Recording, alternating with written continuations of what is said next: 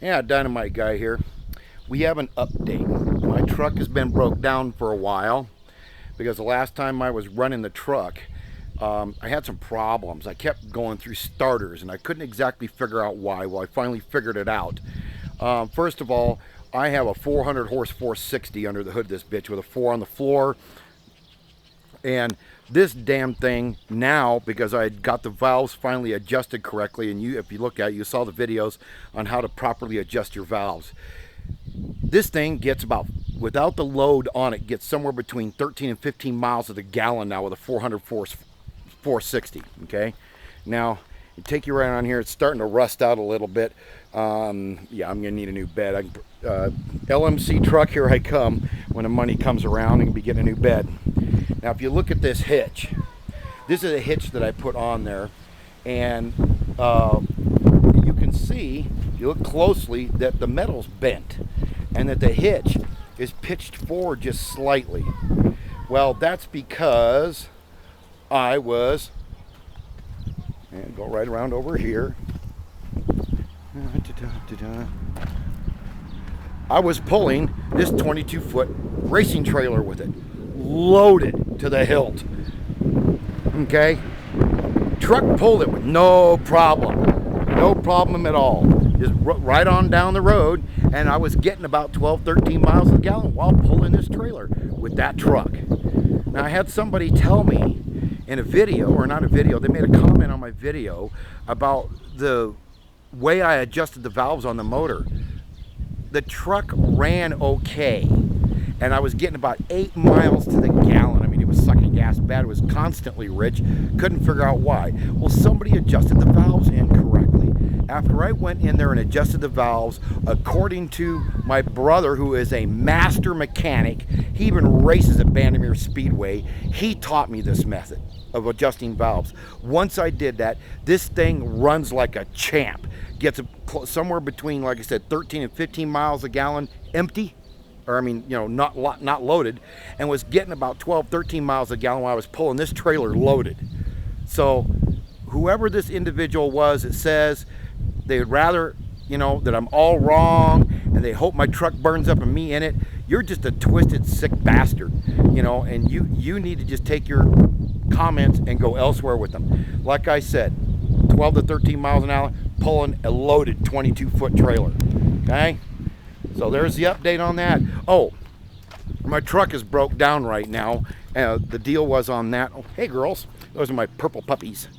The problem with my truck right now is that I fried the ring gear in it. Well, the clutch isn't in too good a shape either. I need to replace the clutch. I've got the rebuild kit for the tranny and the transfer case because it's old and it needs to be redone. And the things are a little sloppy in there, so that'll be taken care of when I do the new clutch. But the ring gear is bad because it was going through starters. It was going through starters because I was putting starters in it for a 400. It fits, bolts right up, everything's right. But the problem is the 400 starter doesn't have the nuts to turn a 460. Well, it will, but you'll burn those starters up left and right, left and right, left and right. So what I did is I went down and I got a starter for a 1969 460, Lincoln 460, that's what's in this. And I made a modification to the starter so that it would run just right. And that way I could continue using the solenoid on the firewall. Neighbor going by. Another neighbor going by. Anyway, because I live out here in the country. I mean, if you look out there, you can see I live out in the country. And that's the county building over there across the street. But anyway, you know, it's starting to get beat up. It's been sitting out in the sun. I've been using the snot out of it. But like I said, the ring gears tore up in the damn thing, so I needed to get a new flywheel when I do the new clutch. So that'd mean basically a new pressure excuse me, a new pressure plate will come with the clutch, but I need to get a brand new flywheel with a new ring gear on it because of the starter situation. But once I fixed the starter, it was a little too late. The ring gear that was in it was already trashed. But if I was to pull this truck, it'd start right up, no problem. And like I said, after I adjusted the valves, this thing starts running great. Don't have any problems with it running now. fires right up. Got the electronic ignition in it, so there's no issues at all with any of this stuff. But as I said, carburetor's adjusted to run roughly at about 6,000 to 7,000 feet.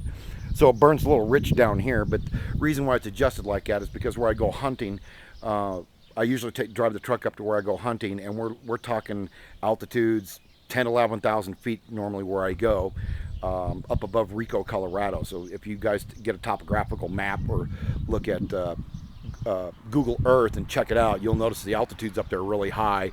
Rico sits at 9,000 something feet, and I always hunt around there and up above there, up along there, and up over the divide, not the divide, but there's some ridges and stuff that fall down and go down in Durango. But I hunt up there, and this truck does just wonderful. It gets around in the mud and the rocks and off-road and the whole 9 yards. I'm saying it gets great mileage now, but at $3 a gallon, it's still kind of pricey to drive it. But you get the idea.